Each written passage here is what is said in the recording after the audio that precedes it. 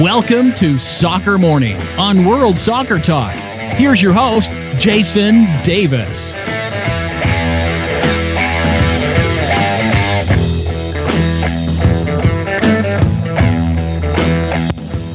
That is not the way to start a Friday show. Good Lord. Maybe turn on the microphone. That would be a nice thing to do. My apologies. Happy Friday. Welcome into Soccer Morning here on WorldSoccerTalk.com. You're doing some audio stuff. You unplug the microphone just to make sure you're not getting any background noise, and then next thing you know, you're on the air and you forgot to plug in the mic. And then your face turns really... How red is my face right now? Take a screenshot because I'm sure I can light up a room.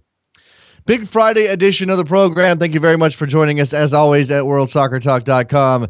Dwayne Rollins, 24th minute Canadian soccer news, will join us in a little while to talk about the Women's World Cup, a thing that is happening. Canada played last night to a 0-0 draw against New Zealand. The crossbar was struck at least 73 times in that game. I think that's the official count, 73. Maybe it's higher than that. It seemed like it was insane. Lots of crossbars hit, no goals scored. And now the Canadians with 4 points after 2 matches. We'll talk to Dwayne about the state of the Canadian women's national team as well as the overall state of the tournament. Big game tonight. And let's hit some of those scores in the Women's World Cup. Canada drawing New Zealand 0-0. That game was also delayed by some lightning, some weather. Germany and Norway 1-1. The Germans dominated that game for the first half, failed to take advantage, end up with a 1-1 draw. That free kick, and I'm not going to try to pronounce her name, but the Norwegian free kick was probably the best free kick you will ever see in your life.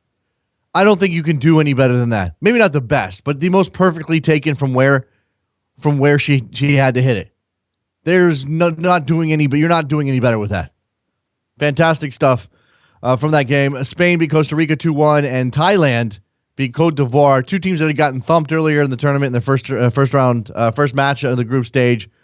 Played to a thrilling 3-2. Score line with Thailand coming out on top. Obviously, the big story in U.S. soccer circles, the U.S. women taking on Sweden tonight. Pia Sundhage, after sort of mildly criticizing some of the players that were formerly her charges with the U.S. women's national team, came out, gave a press conference yesterday, lasted all of 4 minutes, and she said some very nice things. She said nice things as opposed to sort of critical things, and I don't know where we stand with this, but it seems like Pia's playing some mind games or something. Somebody certainly said, "Hey, Pia, can you not do that with the bulletin board and the stuff?" Which I don't think the comments were anything really significant, the original comments. But she did come out yesterday, 4 minutes, said some stuff. I don't even have them because it doesn't matter. She said, so-and-so is a nice player, a good player, blah, blah, blah, whatever. Chile opened up their Copa America campaign with a 2-0 win over Ecuador last night. Watched some of that game. Very thrilling match. The Copa America this year is going to be great. I did miss the opening ceremonies. Trevor, did you partake in the Copa America opening ceremonies at all? Because I feel like I missed something. Like I feel like they had that weird. He did not. So I don't know. I need a report here. I need somebody to tell me how weird they were, because I feel like they should be weird. And if they weren't weird, what the hell are you doing? CONMEBOL. Get some weird stuff happening. This is supposed to be fun and exciting. They already have a weird mascot who's all like sharp edges and stuff. But Copa America underway. I need to look at the schedule for Copa America today. We'll check that later on in the program. Interesting news out of NASL land. As previously mentioned as rumor, Carmelo Anthony has purchased an NASL team in Puerto Rico. Carmelo Anthony, Puerto Rican through his father's family, and now he's going to be an NASL owner. My passion for soccer has always been there, Anthony told ESPN FC. I just always kept it to myself and among my circle, going to games, sneaking into games, and just watching and being around the sport over the years. The more time I started spending in Puerto Rico over the past 6-7 years, I realized that there was kind of a void down there on my island. The island didn't really have anything that they could call their own, that they could represent not just on the island, but from a global standpoint. Fine sentiments from Mr. Anthony. Now, the part that kind of confuses me and throws me off, secret soccer passion? What? You had to keep at, why? You had to keep that a secret, Carmelo? Like, guys, I'm a secret soccer fan. When they asked Carmelo Anthony, what's your deepest secret? I'm a soccer fan. Okay. Well, it's good to see him out front and center, taking over as an NASL owner and bringing the professional soccer back to Puerto Rico. Remember, the Puerto Rico Islanders, one-time members of the USL/NASL, and they are no more. This will just be Puerto Rico FC, and they will begin play in the fall of 2016. So, again, NASL has to do that thing where they add a team in the second half of the season, which is weird. Whether or not this is a success, let's hope it is. Hope they find a decent place to play. Now, Anthony also had some comments about the structure of NASL and that being attracted to him, where his, obviously kind of juxtaposing that against MLS, where you're not an individual club and you can't really take it in your own direction. He liked the idea of being able to do that. Now, it also cost him a lot less money to jump into the NASL than it would have to get into MLS. Jack Warner, because he's Jack Warner, responds to John Oliver from This Week Tonight with a very interesting video. You can go watch this on YouTube, talking about foreigners and TV stations putting comedic fools on television. And there's just a hint of this. For any comedian fool who doesn't know anything about this country. You can't even hear it. There's too much dramatic music over the top. The miking is terrible. It's a perfect Jack Warner video. Now, I also, while looking at this, came across a different Jack Warner video in which he's giving a speech to a gathered group of supporters of his party. He started a party down in Trinidad and Tobago, the Independent Liberal Party. I just wanted to play you this little bit. Tonight is not FIFA night. I tell you very early. I left FIFA 4 years ago. And if FIFA hasn't left me, not my fault. I love that so much. It's not FIFA night. I left FIFA 4 years ago. If FIFA has not left me, it's not my fault. How good is that? How amazing is Jack Warner? Keep doing it, Jack. I mean, I want to see the guy go to jail eventually.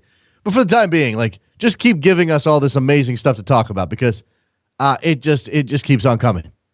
Interpol has suspended their sports integrity partnership with FIFA. FIFA had given Interpol 20 million euros under a 2011 deal to create a 10-year integrity in sport program which combats match rigging and illegal gambling. Now, I will say that FIFA has done a reasonable job. Well, they've attempted to take on match fixing. I don't know if they've done a decent job or not, but they've certainly made a big show of taking on match fixing. Clearly, in light of the corruption scandal, Interpol can no longer be associated with FIFA, and they are suspending that program. The Qataris are set to sue former German FA president Theo Zanzweiger for libel or slander or defamation, whichever one is the correct one. The Qatari government and the Qatar Football Association are suing former German FA president Theo Zanzweiger for libel, says Bild. He was critical of the 2022 World Cup being awarded to the country, and after leaving his post in 2012, said that Qatar was a cancer on world football. So there you go. Interesting stuff as that developed. That story continues to develop. Peter Vermees has hit back at Adrian Heath after Heath said on television that he would like to bring on the radio, that he'd like to bring Dom Dwyer back to Orlando, and that Dom Dwyer wants to come back to Orlando. Peter Vermees says those comments were uncalled for. I think it's unfortunate that it comes out publicly like that, because what it could do, and it hasn't, which is great, but what it could do within a team is disrupt it. I think that's the unprofessional aspect of it that I don't appreciate. Again, I don't know if this is tampering with the under MLS rules. It probably should be. And I don't know if there's going to be any further fallout. Adrian Heath may face a fine at some point. U.S. Senator Richard Blumenthal from Connecticut has called for Hope Solo to be suspended. He sent a letter to Sunil Gulati saying as much. So now you have politicians weighing in on Hope Solo, which is probably not good. Let's take a break. When we come back, Dwayne Rollins, 24th minute, World Canadian Soccer News. We'll talk Women's World Cup. Be right back. Face in the crowd, you're talking too loud, but I can't hear you count. This Friday, the U.S. women's team plays Sweden in a game that'll be televised live on free-to-air U.S. television in prime time. It'll arguably be the most competitive game from the first round of the tournament, and I'll be sharing my thoughts and opinions about the clash live on Rabble.tv. You can join in too by posting your questions or observations in the comments section. Plus, I'll be talking you through the game as we watch two of the best teams in the world compete on the field. With Rabble.tv, the concept is simple. All you have to do is tune into the broadcast on TV, press the mute button, and then head over to Rabble.tv to listen to me sharing my analysis. And if you have an iPhone, install the Rabble TV app today and add a comment to the broadcast message board. Then listen live via the app on Friday. So mark your calendars for Friday, June 12th at 7:45 Eastern. Celebrate the U.S. game against Sweden by cheering on the red, white, and blue with me live on Rabble.tv.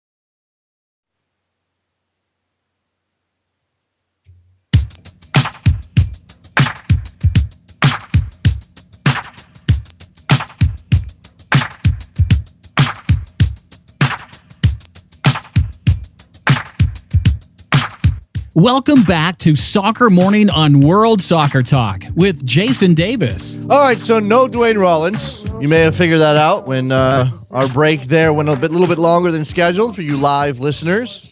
For you podcast people, nothing changed. It was like, boom, we're right back. It's the magic of podcasts. We take out all that actual real-time waiting around, and we just get you from one segment to the other shortly. And we're back.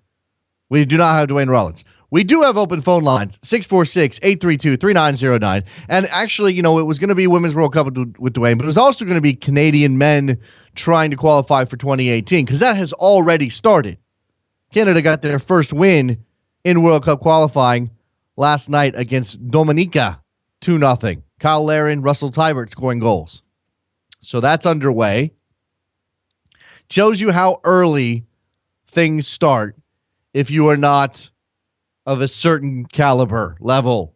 If you have struggled recently in the past years and decades, this is where you begin. If you are a tiny minnow in CONCACAF, this is where you begin. I think there's minnows in Asia that are already underway, trying to qualify for World Cup 2018. This is why we need books like 31-0 from our friend James Montague to chronicle the long, arduous journey. While the United States is getting to play European friendlies and preparing for a Confederation tournament, a Gold Cup, Canada, who's going to be in that Gold Cup, has to also actually win games and qualify. I mean, not qualify, get to the point where they can try to get to the Hex, maybe, possibly. Break into the Hex this year or next year, whatever that, 2017, when the Hex actually goes off. That they have to start now, try to get to the Hex. When does the U.S. qualifying get underway? I imagine it's not that far off. It's not now, but it's not that far off. 646-832-3909. Keep me company on a Friday. I feel like I'm going to sneeze every 5 seconds, so you got to deal with that. I think it's an allergy thing. I didn't take any medicine this morning. We do have plenty to talk about. Again, the Women's World Cup, the U.S. against Sweden tonight. If you have any idea of what's going to happen in that game, tell me, because I don't. Because I don't think the Swedes' draw with Nigeria is going to inform this match whatsoever. I've seen people say, oh, well, Sweden's not as strong as we thought they were. Look what happened against Nigeria. I don't think that's going to matter tonight. I think this is going to be very difficult for the United States of America. Kyle on Twitter, can we get a shout-out to Marin from Norway for her goal? I gave her a shout-out at the top of the show, Kyle, but I'll happily give her another shout-out because, as I said at the top of the show, you cannot hit a free kick any better than that. You cannot possibly do any better than that free kick for Norway yesterday against Germany. And again, gets Norway a point that they may not have expected. Certainly the Germans are going to feel like they underachieved in that game. Should have done better. At least in that first half. Norway improved mightily over the course of the second half and sort of took over that game. They sort of did. I'm going to be doing Rabble.tv for the USA Sweden tonight. Join me at about 7:45. I will be in front of a microphone talking about that match with somebody else, probably. I'll have a cohort, likely, I think. Should be a good match, as I said. I don't think that the Nigeria game for Sweden says anything about how they'll play against the United States. And I don't know that the Australia game says a lot about how the U.S. will play against Sweden either. It's very possible the U.S. improves a lot, and it's still a very tight, difficult match for them against Sweden, who is very capable. Absolutely capable of springing I suppose it'll be a mild surprise.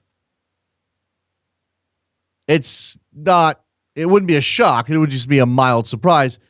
And I think that with the state of the U.S. team right now, with all of the expectations that are then countered by the fact that a lot of people don't think they're strong enough to win the tournament, then you have the controversial elements, which are clearly Hope Solo. And by the way, like I said, when senators get involved and start calling for things to happen, I'm not saying that they should happen or that the senator should have any pull at all over what happens on a soccer field or with a soccer team.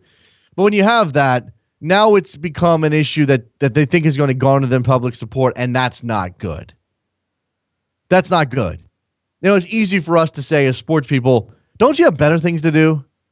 Seriously. Don't you? You have better things to do. You shouldn't be worrying yourself with this. But for Mr. Blumenthal, Senator Blumenthal, this is about the domestic violence issue, which I can understand being a cause of his or anybody's. And it's clearly, as I said, an opportunity to garner some sort of publicity, public support. How can you argue with a guy who's saying, drop that woman because of domestic violence? Vince up in Toronto, what's up, my friend? Oh, hey, Jason, how's it going? It's going well. So I'm being told that so the U.S. jumps in the third phase. So Canada is in the first phase of World Cup qualifying, U.S., Mexico in the third phase, and then the Hex is the fourth phase. So you got a long way to go. Yeah, kind of. We didn't enter the first phase, so Second Canada phase. was like in its own little group, and we were looking at like the draws or whatever. So Dominica or whatever faced, I believe, the British Virgin Islands, beat them, and now they're facing us. I see. If we beat Dominica, then I believe the semifinal round where Canada's gone a number of times, but has never been able to get out and get into the Hex. So that's currently where we are. Okay. But yeah, it's weird, Jason, because typically the women give us joy and the men give us despair, but it was the opposite yesterday. Well, the Canadian women didn't lose, Vince. They didn't lose. But it felt like a loss, Jason. Okay. It felt like a loss. It did feel like a loss. I imagine it did. They certainly didn't play very well. And I don't know that – I thought that was just an ugly game. I mean, it was broken up by the weather delay, Vince. There were a lot of factors as to why that was a fairly ugly game, but it doesn't give you confidence as a Canadian fan that these are the women who go and bring some glory to Canadian soccer right now. Yeah, Rollins has put it out on Twitter many times. He's tired of people assuming that the women are good enough to win the World Cup. They're not. And this performance right here tells us that they probably wouldn't even get out of the round of 16.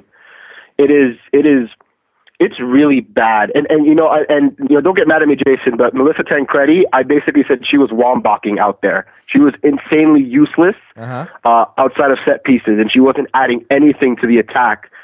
But she played a full 90 minutes, and I'm looking at Herdman, who subbed out a midfielder for a forward, and Adriana Leon late in the game, and I was wondering why aren't you taking off Tancredi for Leon instead of taking I don't remember who the midfielder was. It might have been Desiree Scott, but her and Sinclair were anonymous for most of the game. Sinclair had that one great opportunity, and she couldn't finish. It was a good save by Nail, but and then Tancredi had that shot, and then she completely fluffed it. And I believe you put on Twitter, it'd be great if these players stopped falling every time they kick the ball. Yes.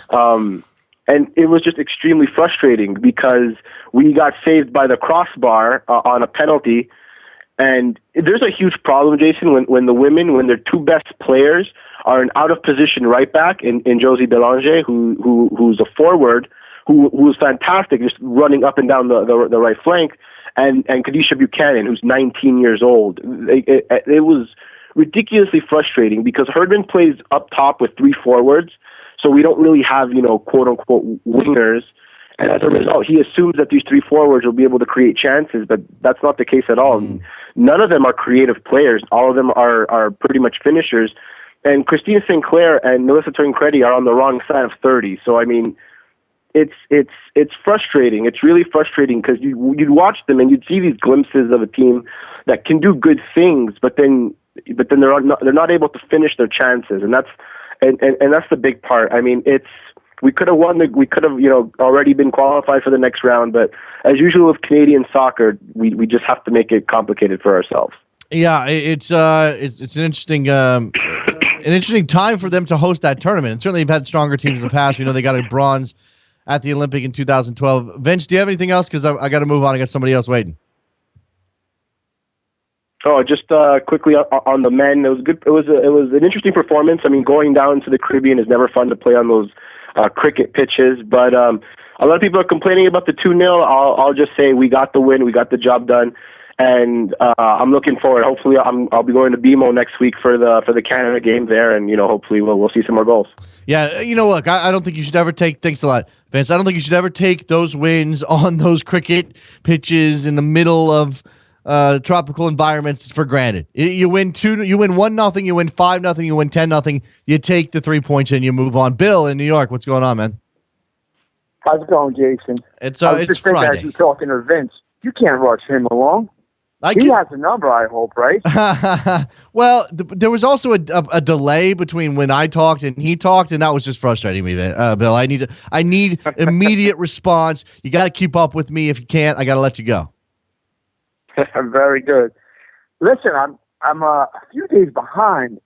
I just with all this soccer that's going on, and I can't listen to your show. I don't want you spoiling any of the games I want to watch. And I had one quick question: how are you doing all of this?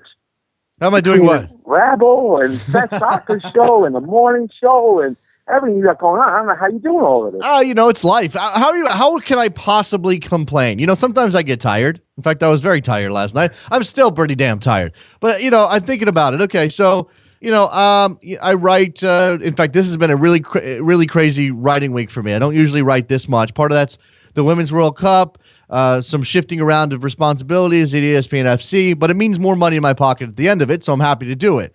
Then we've got 2 shows a day.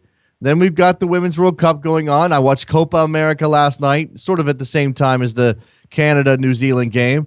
What else? I mean, there's other stuff. Obviously, MLS is going to be this weekend. Bill, it's lots of people would trade places with me in a second. How can I possibly be all, wow, I'm so tired? No, I can't do that. No, I think you're right. You're right. But my thing, and I know this is a little behind schedule now, is the whole FIFA thing with the United States. And I kind of feel like the United States isn't getting enough credit for this. We have all these great countries, England, France, Germany, Spain, all of them, where soccer is king and soccer is everything. Mm-hmm. And in this country, fishing gets better ratings on TV. No, it doesn't. And we step forward and change this whole, this is going to change soccer. This is a huge thing that just happened. And I don't think the United States is getting enough credit. And I think when they talk about the next president of FIFA, you have to look at somebody in the United States. No, not going to happen, Bill. And that's not even a consideration. Not going to happen. Not in a million years. Yeah, and you know why? Because for all of those countries who may be happy to see FIFA get what was coming to them, for all of the John Olivers of the world who are going on Trinidadian TV and ripping apart Jack Warner and drinking beers because they are thrilled because they're thrilled that Sepp Blatter has been taken down. And again, Sepp Blatter did not resign, guys. But for all of those people, there are equally and more people who are not happy at all that the structure is being taken apart, and those people will remain in charge of their little FA and their little corner of the world. And I'm not demeaning them by calling them little. They are in fact little, and yet they have the same weight of votes as Germany and France and the United States and Spain and Italy and everybody else. And at the end of the day, there will probably be no real reckoning unless there is a serious overhaul of the FIFA system. I believe that. Yeah. If I could throw one more thing at you. Yep. The under 20s. Have we had a team like this with so many professionals on an under 20 team? No. I don't think I've ever watched the under 20 World Cup before, and I'm watching this, and I know all these players on the American team. I've seen them. They're playing for MLS, and some of them are playing in Europe and everywhere else. And it seems like we have so many professionals at a young level, and I think that just looks so good for the future of U.S. soccer.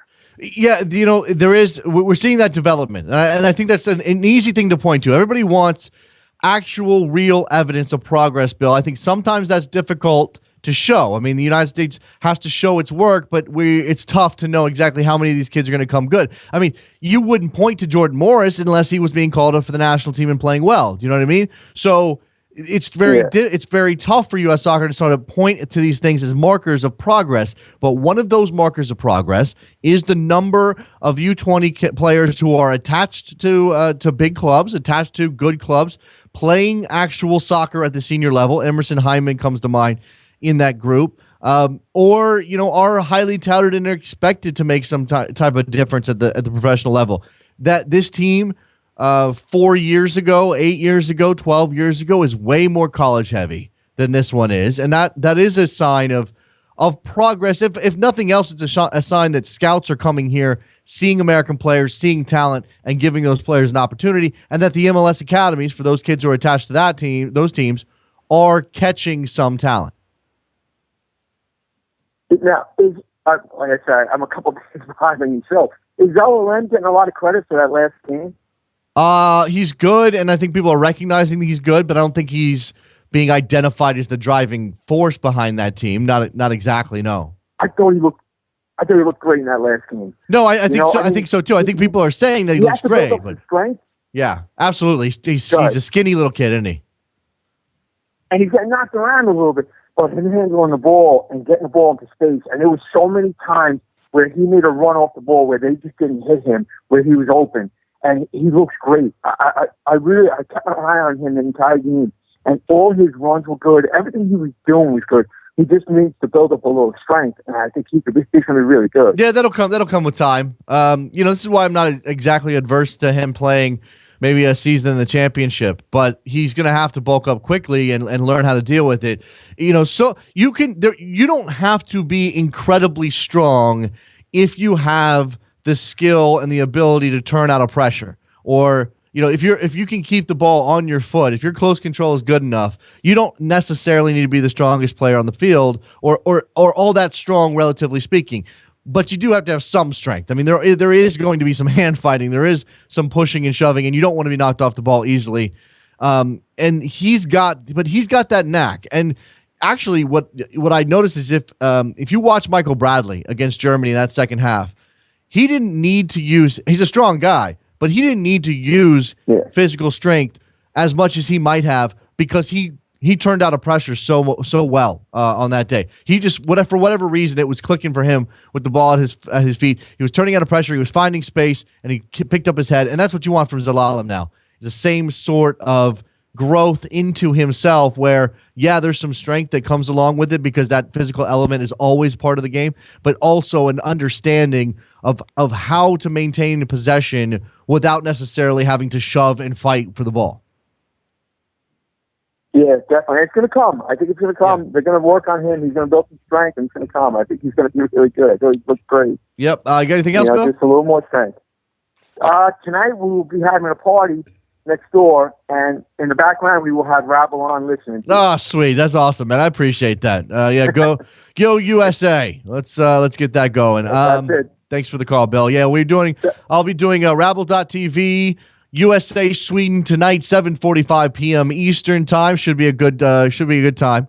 We're not going to do exactly play-by-play. If you haven't heard a Rabble show, it's more of a little bit. We will talk about the game. We'll talk about what's happening, but it'll be more of a discussion surrounding it. We'll take questions from the Rabble Conversations thread as well. We can even verge off topic as long as we're not missing major things happening in the game. And this being a World Cup, certainly we'll be paying close attention to what's happening on the field between the United States and Sweden. Let's see. BDS Moki on Twitter. Do you think Tab Ramos is in a good spot to take over for Clincy in a few years? Not yet. Lots of growth for Tab Ramos as a coach. He's not. I don't think he's quite ready for that job. Or even in a couple years, I don't think he's going to be ready for that job. Plenty of time for him to grow into it. And if he can take these kids, this U20 team, get them past Serbia and into the semifinals, it's a major feather in his cap.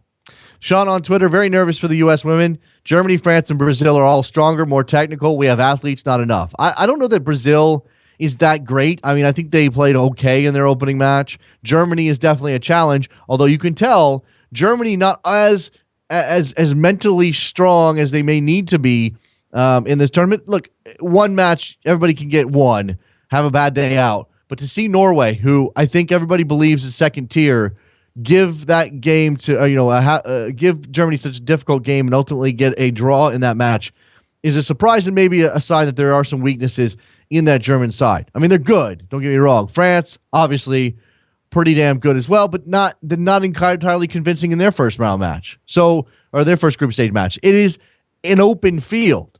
And I think so much of what goes on for the U.S. women, both tonight and overall in this tournament, whether or not they can actually go and win it, is about what's in their head. It's almost entirely about what's in their head. Well, okay, not entirely, because we do still have the issue of tactics and Abby Wan back in 90 minutes and whether or not Jill Ellis is putting this team out to be successful against the best squads. But they have the talent to win. If they can figure out the mental element, if they can push aside all of the distractions, if they can overcome all of that pressure, if they can just shunt away anything that's not playing the game and being focused on playing the game on the field, then perhaps they can go and win this thing. It's possible. I don't see why it's not. 646-832-3909. Again, we ended up in a... Oops, there goes Keith Olbermann complaining about Hope Solo. We were going to have Dwayne Rollins on this show. We were not able to grab him. So this show belongs to you. And I've got videos starting. Sorry about that. It's just a problem. I'm trying to play some more Jack Warner, but I'm not going to do it. Actually, let's just do this again because I love this so much. Tonight is not FIFA night. I tell you very early. I left FIFA 4 years ago. And if FIFA hasn't left me, not my fault. If FIFA has not left me, not my fault. Now, in this same video, by the way, Jack calls for his day in court. He wants a day in Trinidad court so that a judge can determine whether or not he should be extradited to the United States of America. Apparently, at least some officials down in Trinidad have called for Jack to just give it up, accept his extradition to the U.S. and get going. That is not something that Jack Warner is willing to do. And in fact, there's at the end of this video, let me see if I can find it here. Just give me a second. I want a judge to say yes or no. And if the court say I go, then I go. And if the court say I stay, then I stay. But I tell you this, I know it'll be a long, hot journey, hot summer. It'll be a long, hot summer. That's what Jack is counting on. He knows if he tries to push this to court in Trinidad, it's not going to happen right away. With his money and influence, he can buy delays. His lawyers can find ways to delay the hearing that ultimately decides whether or not he should be extradited to the United States. And he just buys time hanging out in Trinidad, being with his people, building more support, perhaps collecting more money from whatever means he's collecting money these days. They're all playing this game. Jack Warner is doing, in a Trinidad context, what Sepp Blatter is doing in a FIFA context. And that's buying time. That's giving themselves an opportunity to figure things out between now and when they actually leave, or when they're actually forced out, or when they're actually forced to make a decision about their leadership or their position. I don't know that Sepp Blatter is leaving. I don't think anybody knows that. Do you know that for sure? He may have said something that sounded like a resignation speech. We were all shocked when he did it. He never used the word resign. All he said was, I will lay down my mandate. Or lay down, did he say mandate? He said he would lay down his mandate. And that there would be another election to find a replacement or to find his successor. But so many things can happen between now and then. And I've even seen it posited out there that Sepp Blatter could buy enough time to wait this whole thing out. Say everybody else goes down and they don't scoop up Sepp Blatter because somehow he's insulated himself from all the corruption. What he can do then is stand at the top of the mountain, look down at all the carnage and go, I'm still here. I've cleaned it up. Now vote me back in. He can do that. Ray in Milwaukee, coughing in my ear. What's up, man? Sorry. Just wanted to talk a little bit about Copa America. Last night's game between Chile and Ecuador. Very fun game. Very fun game. Right. It was. But I was, I thought I was thinking that Chile could be like a dark horse team, but I wasn't too impressed with them for them to be a dark horse team that can beat a team like Argentina. Well, come on, Ray. Look, that's the opening match in front of their home crowd. Nerves are a factor. Alexis Sanchez created 6 or 7 chances all by himself that with just a little sharpness could end up being goals. If they can figure out a way to convert those into actual goals, they'll be fine. I thought Vidal played pretty well. There is lots of talent in that Chile squad. It's just a matter of bringing it to the table. They could go through the whole tournament winning 1-0, 2-0 and be fine. And I think they're probably capable of that. Ecuador could have had a couple of goals themselves too. Sure, yes. It wasn't just from the offensive perspective. The defense was little needs to get better. Okay. Well, I mean, I think Ray. I'm sorry, just to jump in here. I think you know as well as I do that in these knockout tournaments, and especially in a tournament like Copa America with 12 teams, they're going to make the knockout round, and then really with that home crowd behind them, a lot of things can happen. Now, we obviously have the example of what happened to Brazil last summer, but they ran up against Germany and got blitzed. I mean, torn apart. I don't think there's a team as good as Germany in this field, so Chile at least has a puncher's chance.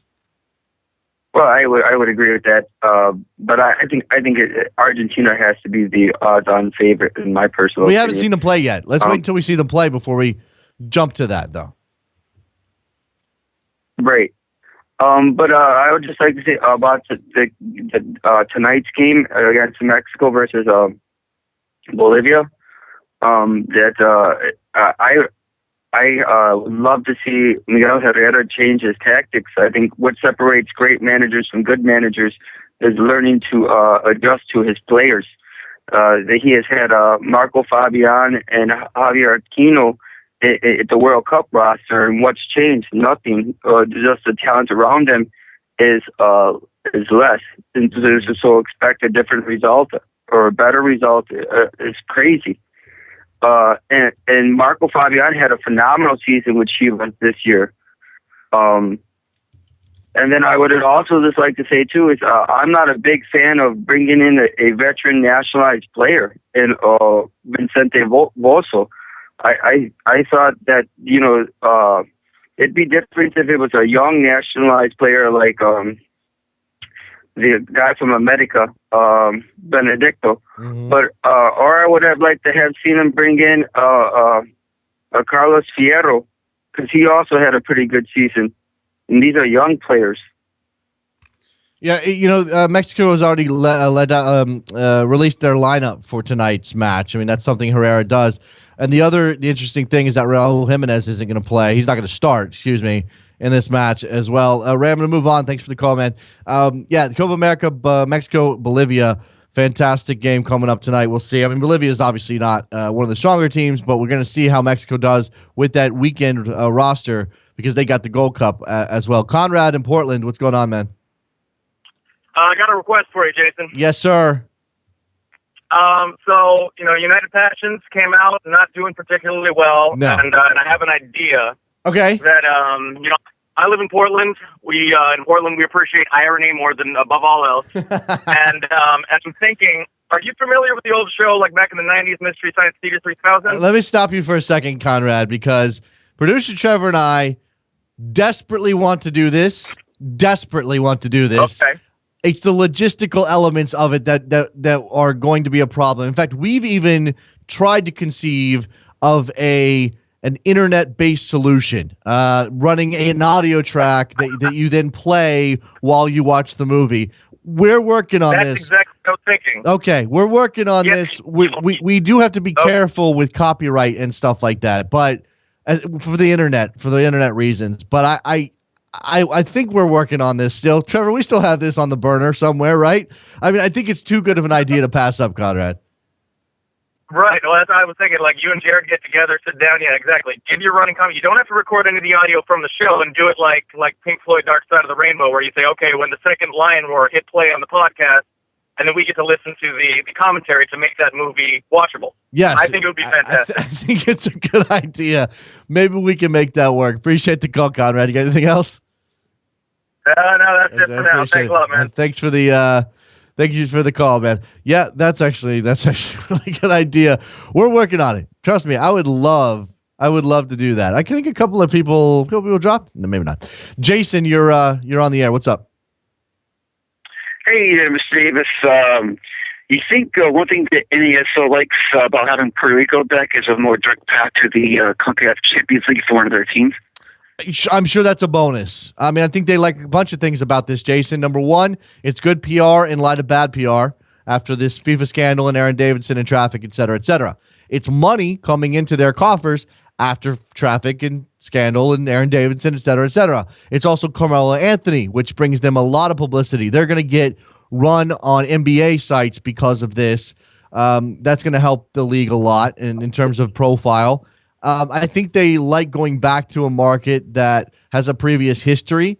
And yeah, I mean, it does. It provides another path to the Champions League because Puerto Rico can win the Caribbean Cup and get into that tournament, which I believe that they've done before. They did. Sorry, not they. The Puerto Rico Islanders did before in their previous incarnation.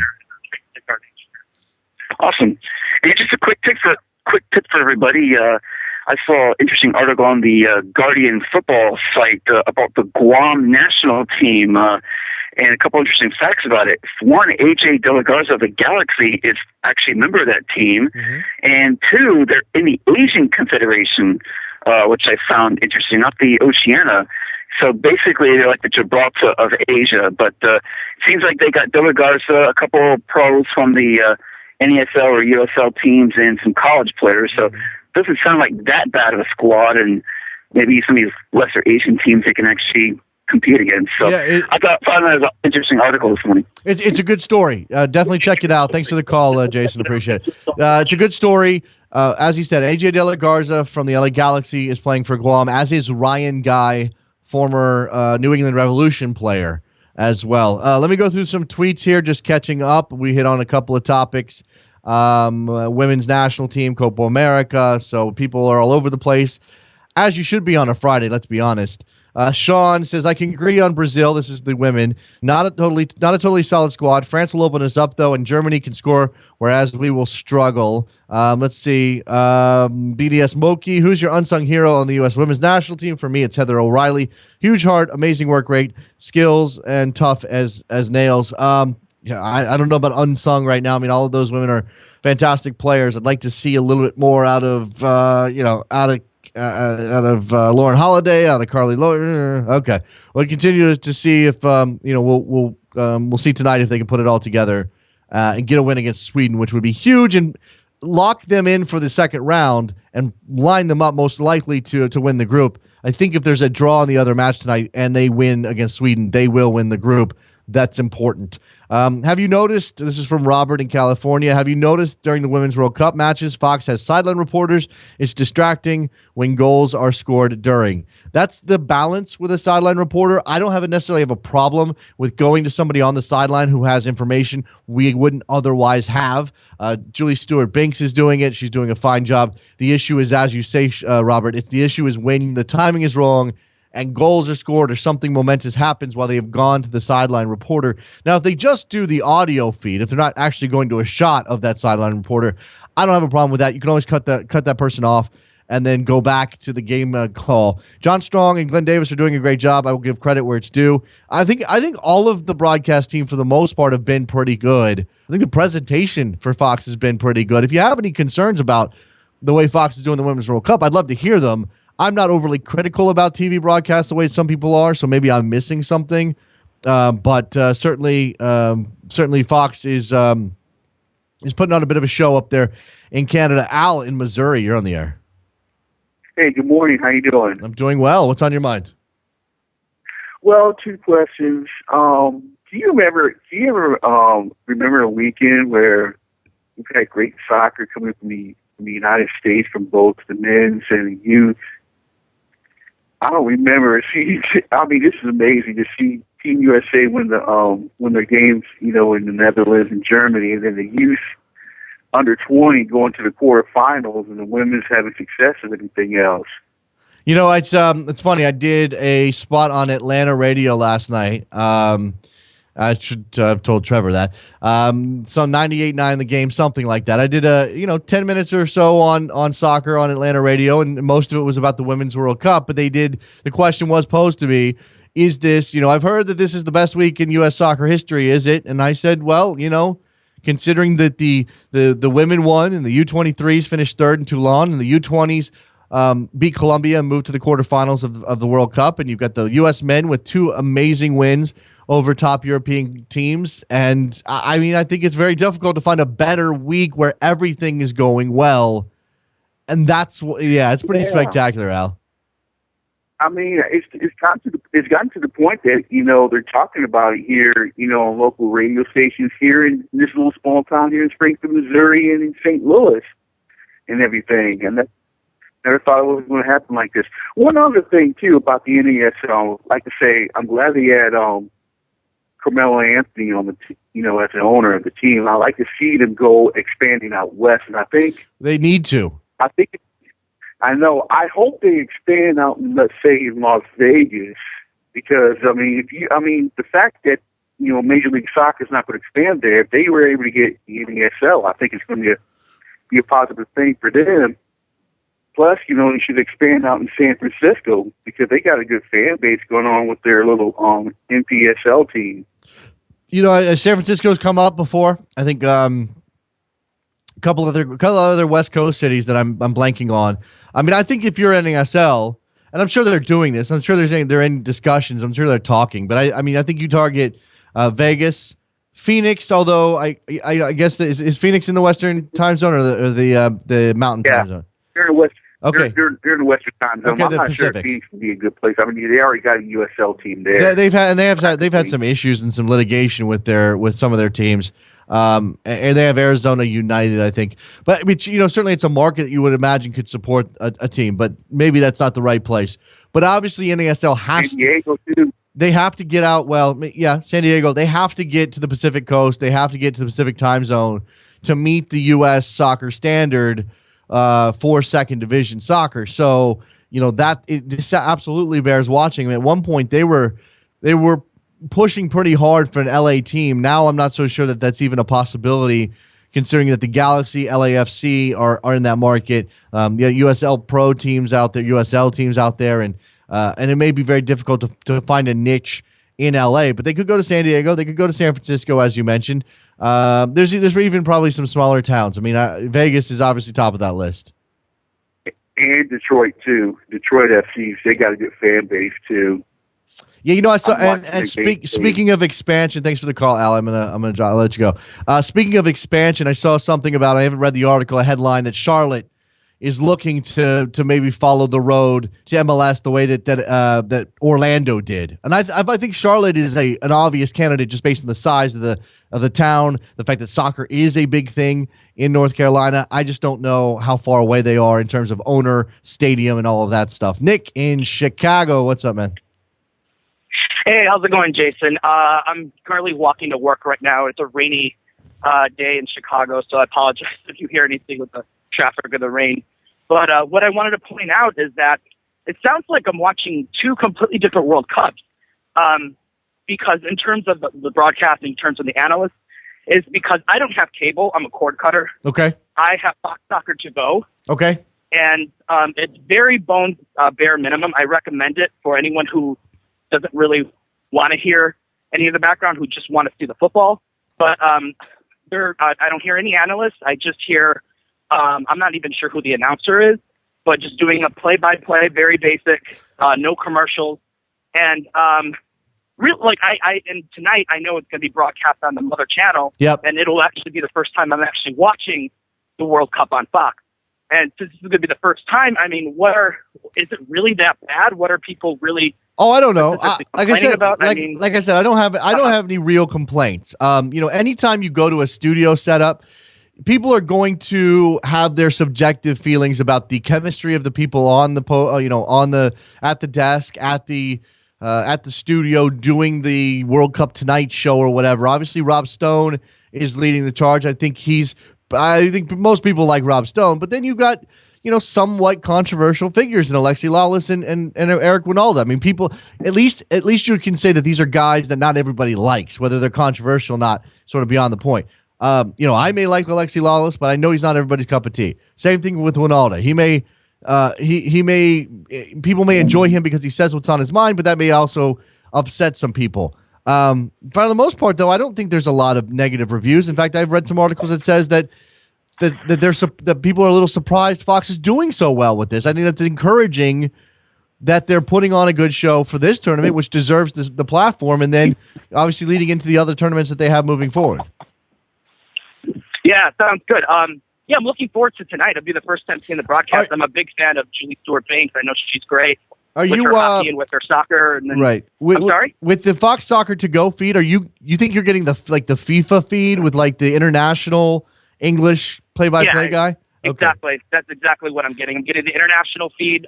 It's a little frustrating because there's no timer and there's no scoreboard, but I just look at apps and Twitter for that.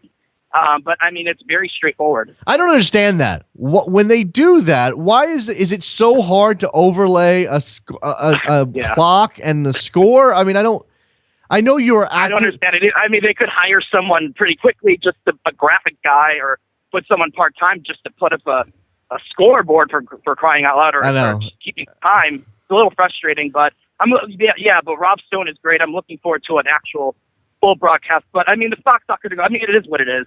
It's a straightforward app. It's straightforward. No bells and whistles. No analysts. Did I lose you, Nick? The rain get you? Oh, I think the rain got me. I'm sorry about that. All right. Take care, Jason. Appreciate the call, Nick. Nick in Chicago. 646-832-3909. We can stick around for a couple more minutes. It's been a good show. You guys have helped us out. Give me a call if you have anything else on your mind on a Friday. Again, have I even mentioned MLS in the schedule? I haven't, have I? Not once have I mentioned the MLS schedule. There's some decent games coming up. You got NYCFC hosting the Montreal Impact. With the Montreal Impact having been on a good roll, NYCFC coming off their second win of the season, their first road win. Tommy McNamara with that fantastic goal last week. They played Poku in the midfield. They played Sebastian Vasquez. You got Sean Facey at the back. There's some youth in that team.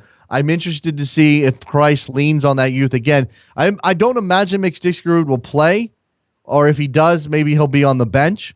But that's the guy that would kind of break up that youth movement in the midfield when he comes back into the team. New England and Chicago, Columbus, LA. So Columbus hosting the defending champions. Robbie Keane just signed a new contract extension with the LA Galaxy. I think they'll be happy to lock him up. Now, he hasn't been himself yet in 2015, but perhaps there's still an opportunity for him to get things going. They need to do that kind of quickly with Steven Gerrard on his way. Well, not yet on his way. He's got to go do some coverage of something. He joined some television network in England, and I don't understand if that's going to conflict or not conflict. I mean, obviously it can't conflict. Otherwise, how does he do it? Seattle and Dallas, the Sounders hosting Dallas, FC Dallas tomorrow night. That should be a good game. FC Dallas spiraling a bit. Maybe this is a game they can use to get a foothold back in the Western Conference. Orlando hosting DC, an opportunity for Orlando City to prove their chops in the East, maybe climb up the table a bit, but if more than anything else, prove themselves against the number one team in the Eastern Conference right now. That's a Sunday night match, 7 o'clock Eastern on Fox Sports 1. It's a limited schedule this weekend. Only 5 matches on the MLS schedule. Next week, you got a U.S. Open Cup in midweek. That'll be fun. 646-832-3909. I'm going to make this last call for phone calls, and perhaps I can do it this way. I mentioned on this show, we've got the Rabble TV broadcast coming up tonight, United States and Sweden at the Women's World Cup. I'll be on the air about 7:45 at rabble.tv. I'll tweet out the link. Make sure you're following Davis JSN, Soccer Morning. We'll get all that stuff out to you.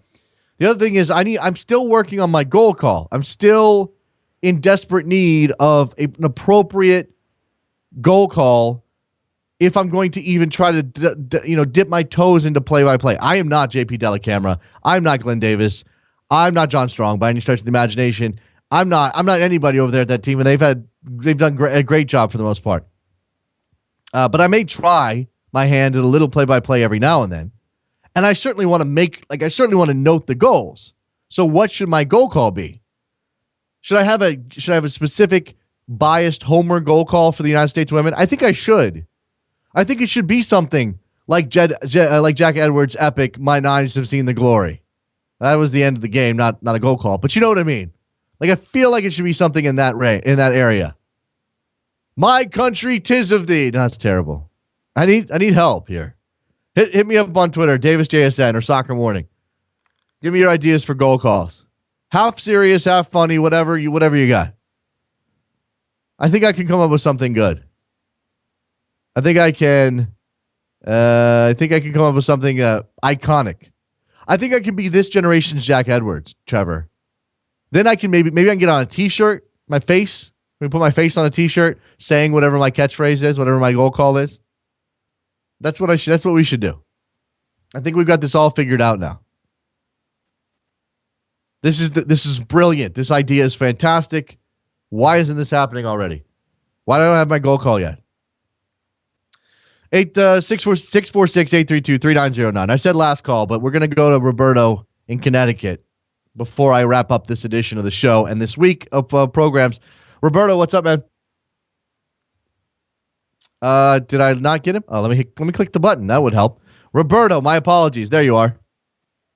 Hey, Jason. Good morning.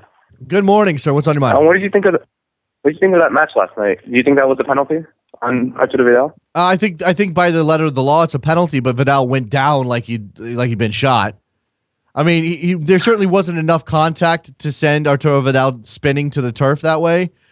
But I don't know that you cannot whistle a foul in the box and the guy's got just grabbing chunks of jersey. I think you have to make that call. Yeah, absolutely. And since we have 2 games this weekend, what are your expectations for the matches for Brazil and Argentina? I have to look at this. I'm telling you, man, and this is a failure on my part, but I have to look at the schedule because I don't even know who they open up with. Who do they open up with? Argentina play Paraguay on Saturday, and Brazil play Peru. I imagine both of those. They want definitive victories. Both of those teams. I mean, Paraguay and Peru not the strongest of sides. I mean, Paraguay will maybe give Argentina a little bit more of a run than Peru will give Brazil, I would expect. But if you're one of those favorites, if you're the big countries in South America and you're starting your Copa America, we're talking what? Argentina's going to want to win the 3-0. Brazil's going to want to win 2-0, 3-0, and play well throughout the game, not ship goals to weaker sides, and that could set them up.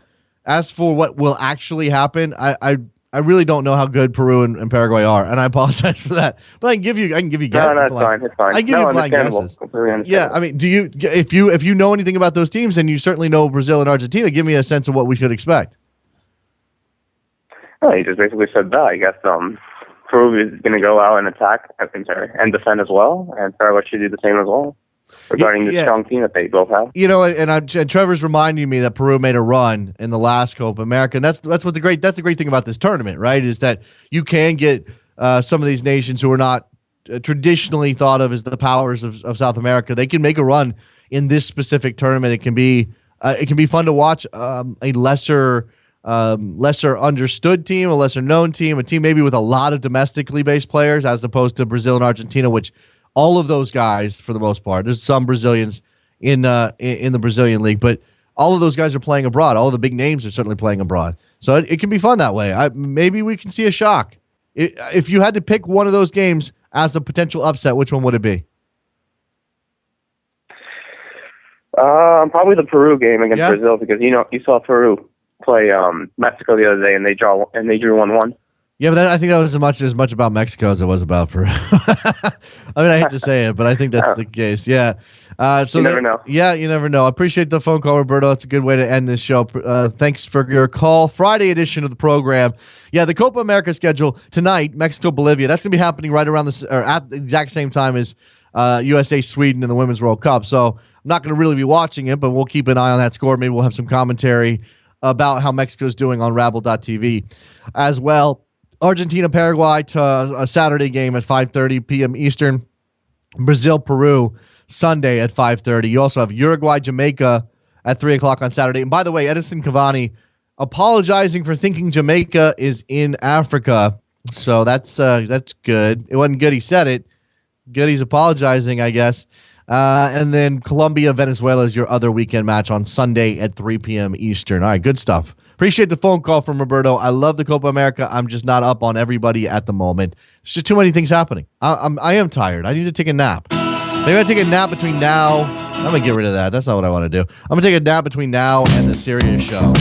And I'm going to turn that down a little bit. Go to backheel.com/store.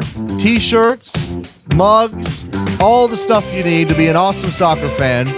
Make sure you go to 30fc.com to buy a Soccer Morning t-shirt. I just got a picture this morning from somebody who was wearing their Soccer Morning t-shirt at the Women's World Cup. Thank you very much for that.